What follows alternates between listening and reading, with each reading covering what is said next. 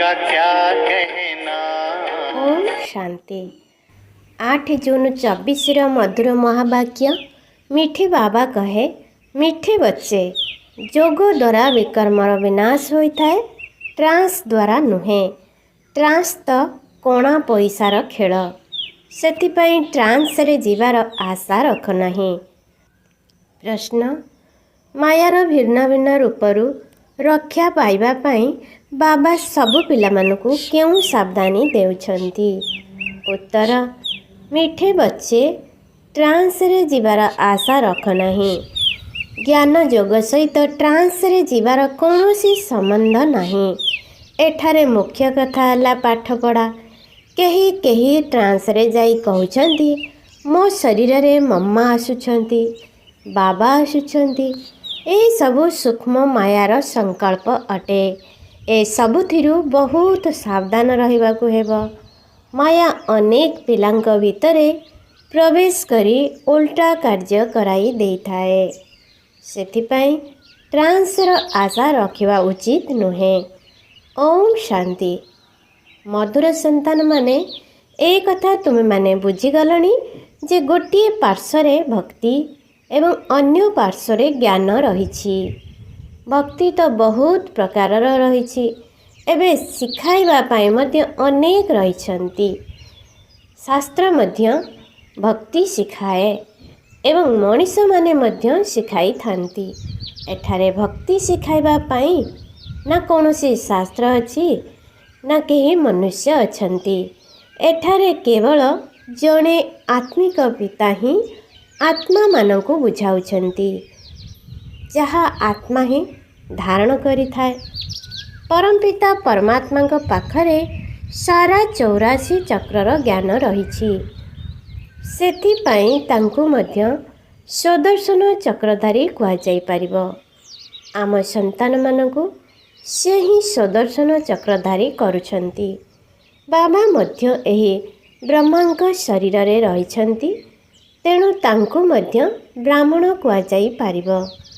आमे तांकर संतान, ब्राह्मणरू देवता हेउछु। वर्तमान बाबा आसी जोगर यात्रा शिखाउछन्ति। एथिरे हट जोगर कौनसी संपर्क ही नहीं। से माने हट जोग माध्यम रे ध्यान रे बा ट्रांस रे चली जाउछन्ति। एहा किछि बड़ कथा नुहे। ट्रांस रे जीवा तो पैसा कर खेल। तुमर काहाकू केबे एपरी कहिबा उचित नुहे जे आमे ट्रांस रे जाउछु, कारण विदेश रे अनेक लोक ट्रांस रे जाउछन्ति। ट्रांस रे जीवा द्वारा ना तांकर कोनोसी लाभ हेउछि ना तुमर किछि लाभ हेबो। बाबा बुझाउछन्ति जे ध्यान रे जीवा कोनोसी जोगर यात्रा नुहे किंबा कोनोसी ज्ञान नुहे। ध्यान अथवा ट्रांस रे जाउथिबा आत्मा केबे किछि भी ज्ञान सुनि पारिबो नाही, ना तांकर पाप भस्म हेबो। ट्रांसर कौनसी महत्व मध्य नाही। संतान माने जोगयुक्त होई रहुछन्ति, तांकु ट्रांस कुआजिबो नाही। जोग द्वारा ही विकर्म विनाश हेबो। ट्रांस द्वारा विकर्म विनाश हेबो नाही। बाबा ट्रांस रे जीवार शौक न रखिया पाई सावधान करी देउछन्ति।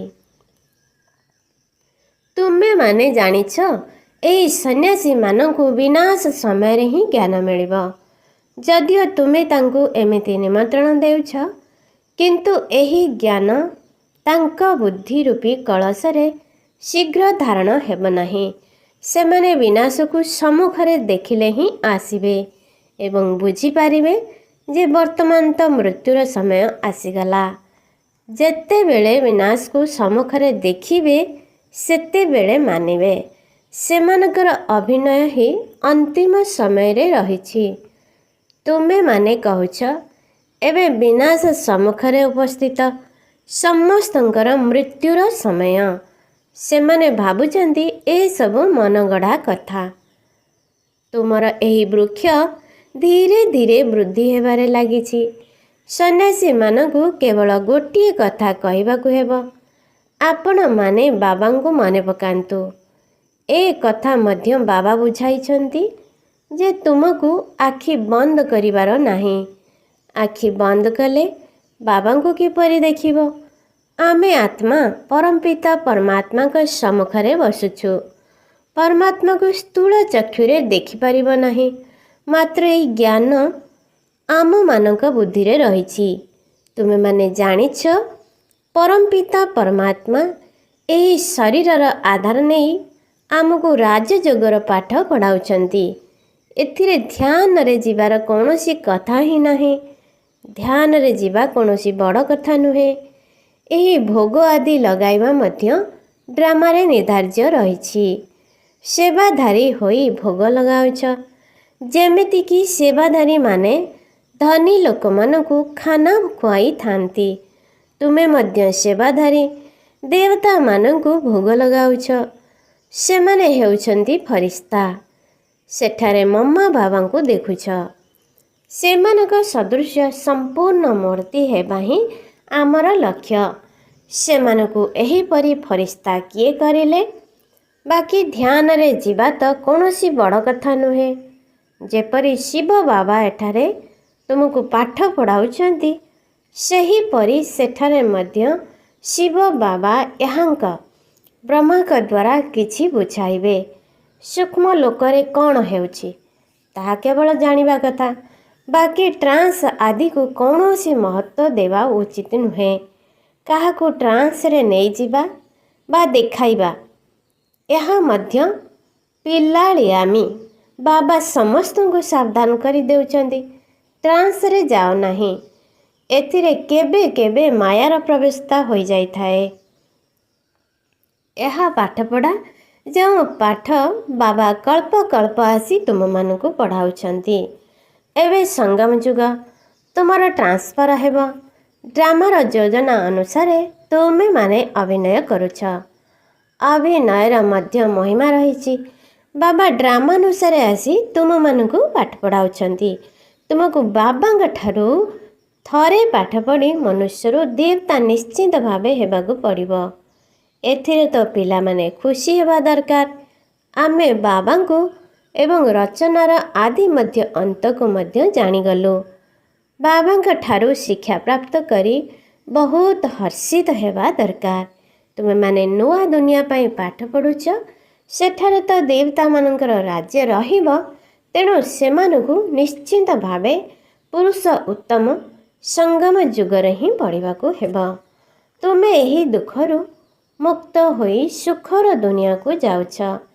ଏଠାରେ ସମସ୍ତେ ତମ ପ୍ରଦାନ ହୋଇଯାଇଛନ୍ତି। ତେଣୁ ରୋଗ ଆଦି ହେଉଛି। ଏହି ସବୁ ରୋଗ ସେଠାରେ ରହିବ ନାହିଁ। ତେବେ ମୁଖ୍ୟ କଥା ହେଲା ପାଠପଢ଼ା। ଏଥିରେ ଟ୍ରାନ୍ସ ଆଦିର କୌଣସି ସମ୍ବନ୍ଧ ନାହିଁ। ଏହା କିଛି ବଡ଼ କଥା ନୁହେଁ। ଅନେକ ସ୍ଥାନରେ ଏମିତି ଧ୍ୟାନରେ ଯାଆନ୍ତି, ପୁଣି କହନ୍ତି ମମ୍ମା ଆସିଲେ, ବାବା ଆସିଲେ। ବାବା କହୁଛନ୍ତି ଏଭଳି କିଛି ବି ନୁହେଁ। ବାବା ତ ଗୋଟିଏ କଥା ବୁଝାଉଛନ୍ତି, ତୁମେ ଅଧା କଳ୍ପ ହେବ ଦେହ ଅଭିମାନୀ ହୋଇଯାଇଛ। ବର୍ତ୍ତମାନ ଦେହୀ ଅଭିମାନୀ ହୋଇ ବାବାଙ୍କୁ ମନେ ପକାଇଲେ ବିକର୍ମ ବିନାଶ ହେବ।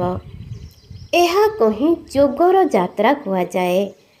ଯୋଗ କହିବା ଦ୍ୱାରା ଯାତ୍ରା ଶବ୍ଦ ସିଦ୍ଧ ହୋଇନଥାଏ।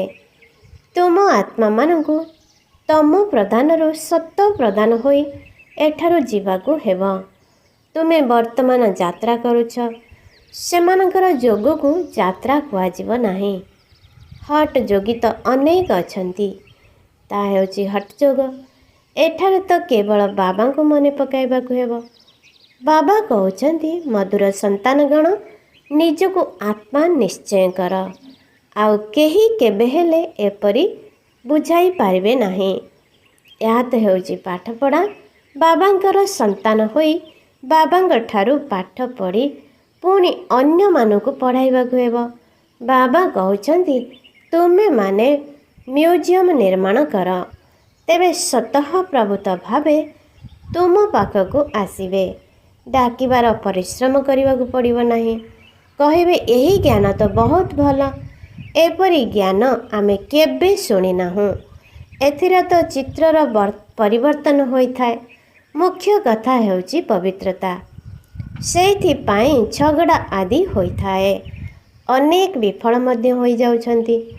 ତୁମର ଅବସ୍ଥା ଏପରି ହୋଇଯାଉଛି ଯେ ଏହି ଦୁନିଆରେ ଥାଇ ମଧ୍ୟ ତୁମେ ଯେପରି ସେମାନଙ୍କୁ ଦେଖୁନାହଁ। ଖାଇବା ପିଇବା ସମୟରେ ମଧ୍ୟ ତୁମର ବୁଦ୍ଧି ବାବାଙ୍କ ପାଖରେ ଥାଉ। ଯେପରି ବାବା ନୂଆ ଘର ତିଆରି କଲେ ସମସ୍ତଙ୍କର ବୁଦ୍ଧି ସେଇ ଆଡ଼କୁ ଚାଲି ଯାଇଥାଏ, ସେହିପରି ଏବେ ତୁମମାନଙ୍କ ପାଇଁ ନୂଆ ଦୁନିଆ ତିଆରି ହେଉଛି। ବେହେଦର ବାବା ବେହେଦର ଘର ନିର୍ମାଣ କରୁଛନ୍ତି। ତୁମେମାନେ ଜାଣିଛ ଆମେ ସ୍ୱର୍ଗବାସୀ ହେବା ପାଇଁ ପୁରୁଷାର୍ଥ କରୁଛୁ। ବର୍ତ୍ତମାନ ଚକ୍ର ସମ୍ପୂର୍ଣ୍ଣ ହେଲା। ଏବେ ଆମକୁ ଘର ଏବଂ ସ୍ୱର୍ଗକୁ ଯିବାକୁ ହେବ। ସେଇଥିପାଇଁ ପବିତ୍ର ହେବାକୁ ପଡ଼ିବ ନା। ଯୋଗର ଯାତ୍ରା ଦ୍ୱାରା ହିଁ ପବିତ୍ର ହେବାକୁ ପଡ଼ିବ। କିନ୍ତୁ ଯୋଗରେ ହିଁ ବିଘ୍ନ ଆସିଥାଏ। ଏଥିରେ ହିଁ ତୁମର ମାୟା ସହ ଯୁଦ୍ଧ ଚାଲିଥାଏ। ପାଠ ପଢ଼ାରେ ମାୟା ସହିତ ଯୁଦ୍ଧ କରିବାର କଥା ନଥାଏ। ପାଠ ପଢ଼ା ତ ବହୁତ ସହଜ। 84 ଚକ୍ରର ଜ୍ଞାନ ମଧ୍ୟ ବହୁତ ସହଜ। ବାକି ନିଜକୁ ଆତ୍ମା ମନେ କରି ବାବାଙ୍କୁ ମନେ ପକାଇବା, ଏଇଥିରେ ହିଁ ପରିଶ୍ରମ କରିବାକୁ ପଡ଼ିଥାଏ। ବାବା କହୁଛନ୍ତି ଯୋଗର ଯାତ୍ରାକୁ ଭୁଲ ନାହିଁ।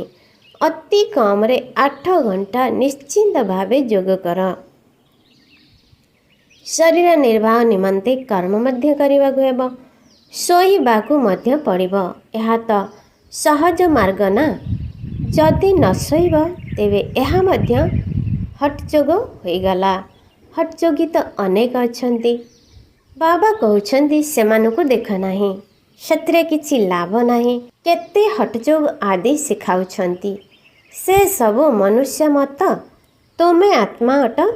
ଆତ୍ମା ହିଁ ଶରୀର ଧାରଣ କରି ଅଭିନୟ କରୁଛି, ଡାକ୍ତର ଆଦି ହେଉଛି, କିନ୍ତୁ ମନୁଷ୍ୟ ଦେହ ଅଭିମାନୀ ହୋଇ କହୁଛି ମୁଁ ଅମୁକ।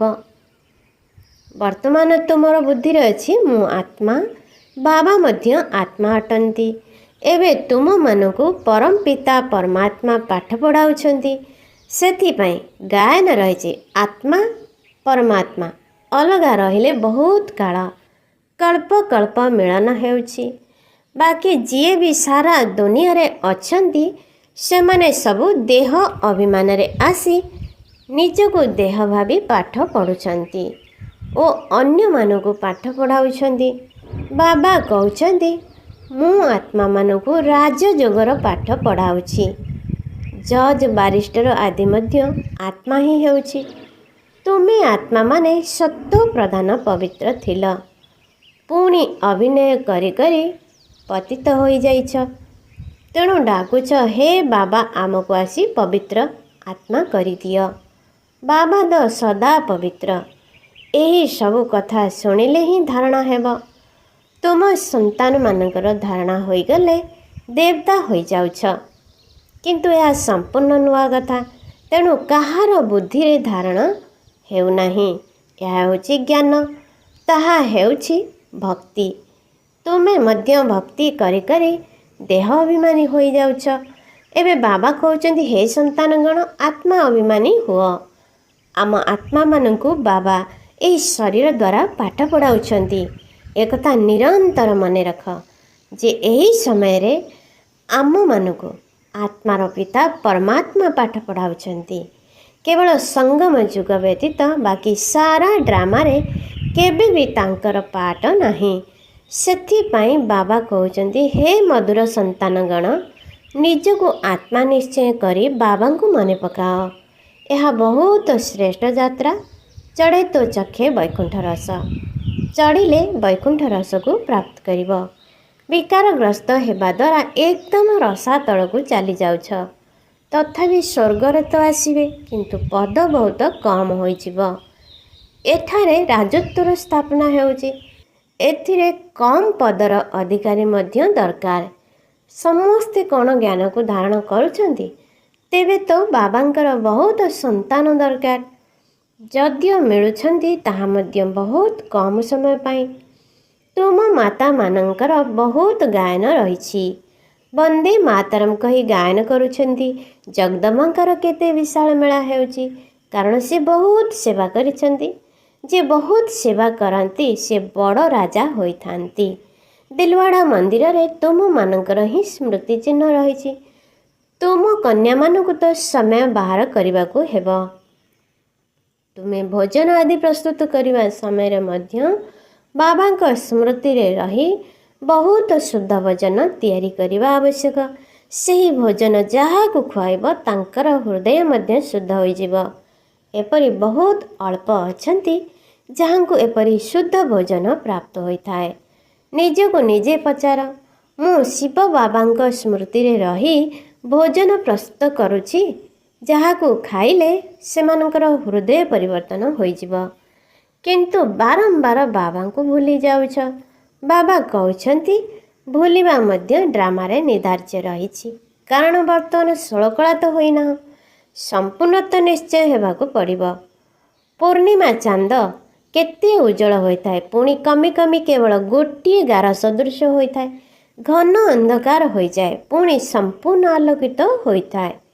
ସେହିପରି ଏହି ବିକାର ଇତ୍ୟାଦିକୁ ତ୍ୟାଗ କରି ବାବାଙ୍କ ସହିତ ଯୋଗ ଲଗାଇଲେ ତୁମର ଆତ୍ମା ସମ୍ପୂର୍ଣ୍ଣ ପବିତ୍ର ହୋଇଯିବ।